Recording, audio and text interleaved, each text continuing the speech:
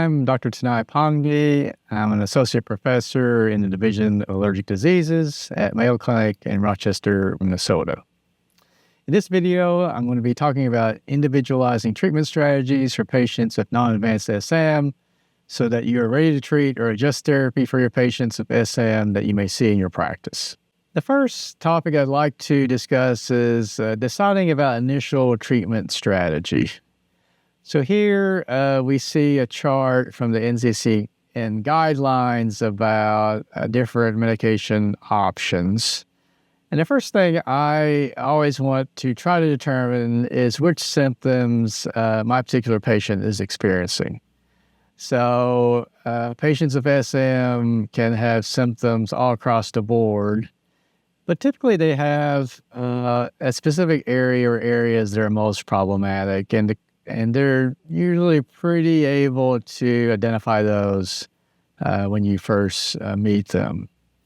So depending on that symptom involvement, then I would go into some of these options. So for example, if someone says they mainly are bothered with skin symptoms, I have lots of itching, I have lots of flushing, I can't go out because this is always happening, I always start with H1, H2 blockers, which goes along with the guideline recommendations.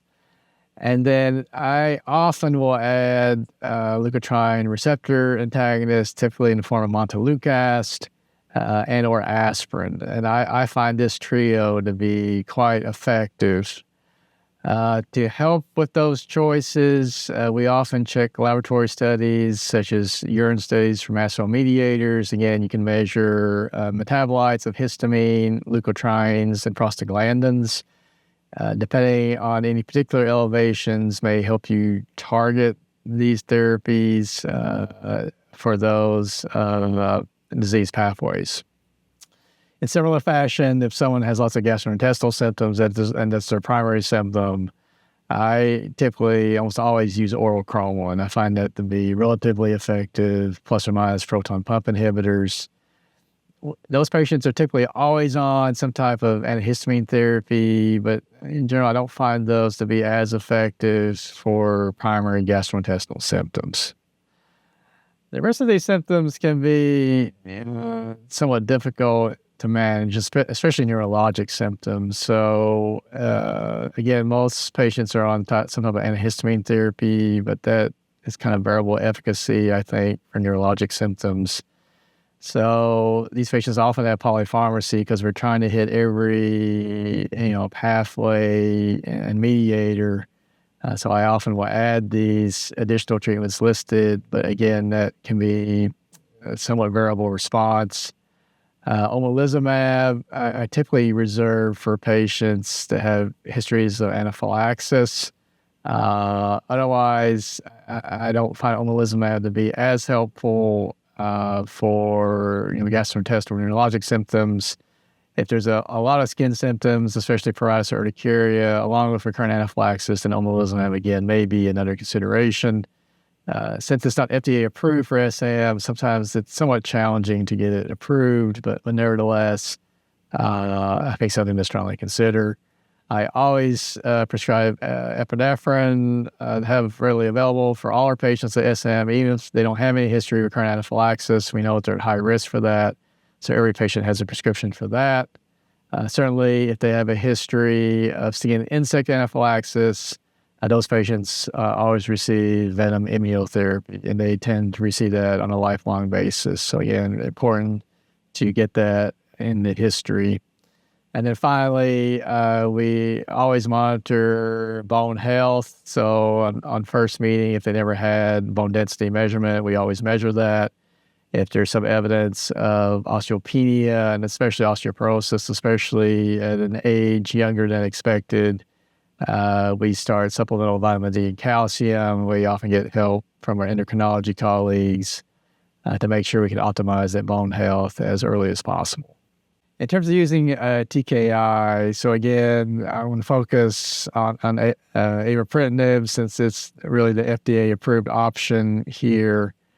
I think of this as two categories of patients. So one is a patient that is essentially refractory to anti-mediator therapy and remains symptomatic. So this one is a little more clear cut. If you take lots of anti-mediator therapies and still symptomatic, what else is available? And in this sense, that answer would be avapritinib. If you've exhausted the list of anti-mediator therapies, now you're looking for targeted therapy, which should really get at the heart of the matter, and the avapritinib would be the choice.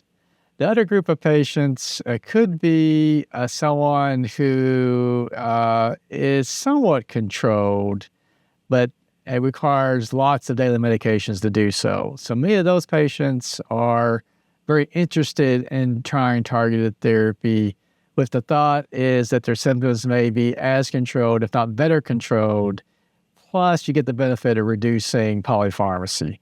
So that's another group of patients that I found to be particularly interested in pursuing TKI therapy. Again, just a review on avapritinib. It is approved by the FDA for adult patients with ISM. It is very targeted, selective therapy against mutated KIT D816V mutated receptor. The Pioneer trial was the trial that led to its FDA approval, and here we see the primary endpoint in that trial whereby avapritinib significantly improved a total symptom score compared to placebo. So again, symptom improvement was the primary endpoint. When we look at other secondary endpoints in that Pioneer trial, again, avapritinib demonstrated a significant improvement in lots of clinical markers, whether it be serum tryptase levels, bone marrow mast cell involvement, or KIT D816V VAF, all significantly improved avapritinib, and this is what we've seen in our practice. So these same things they saw in trial are mirrored in practice. And if you look at individuals who had significant reductions in their total symptom score, whether it be by greater than 50% or greater than 30%, again, both groups had a higher chance of those types of reductions in the avapritinib group. In terms of incorporating avapritinib into a treatment regimen, so I very much follow the FDA label, which is 25 milligrams once daily. There are a number of considerations in terms of other medications a patient may be receiving, and in particular, these are CYP3A inhibitors or inducers. If individuals are taking those types of medications, this could affect levels of avapritinib, so there may be some dose adjustment needed. A common question with avapritinib from colleagues and from patients especially are concerns about intracranial bleeding. So again, avapritinib is also approved to treat advanced SM in addition to ISM. So in advanced SM, it's important to remember that the approved dose there is 200 milligrams daily, whereas in ISM it's 25. So we see almost a 10-fold increase in dose. In this advanced group on high dose avapritinib, there was a small percentage of individuals that developed intracranial bleeding. In the ISM group at 25 milligrams daily in the Pioneer trial, and since the trial has been completed, there have been 0 reports of intracranial bleeding, and hopefully that will be the case going forward. So at least in the patient group that we're treating at the dose that we're using, concerns about intracranial bleeding have been reassuring that those events have not occurred. We do monitor patients that we start on avapritinib with CBCs and metabolic panels. We typically do that at 3 and 6 months after initiation. Again, just as a precaution, there are no particular concerns about adverse events in terms of cytopenia or liver toxicity in Pioneer or in long-term safety data, but nevertheless, we just like to monitor those out of precaution. If those remain stable at 6 months, and we generally spread that out to every 6 months. We do warn patients that the most common adverse event is peripheral edema. We haven't seen very much of that in our own patient population, but again, that's the most reported common event. Typically, these are grade 1 events. And occur in the first 2 months of therapy. There have been some other reported adverse events, including flushing and photosensitivity, that are on the label. but again, would be expected to affect a very small percentage of patients. Again, thank you for joining me today to discuss these treatment strategies. I hope you found this video useful to you as a clinician or as a patient looking for more information about your disease. If you would like a more in-depth look at non-advanced SM, please review the 60-minute accredited CME program, which can be found at www.exchange.cme.com.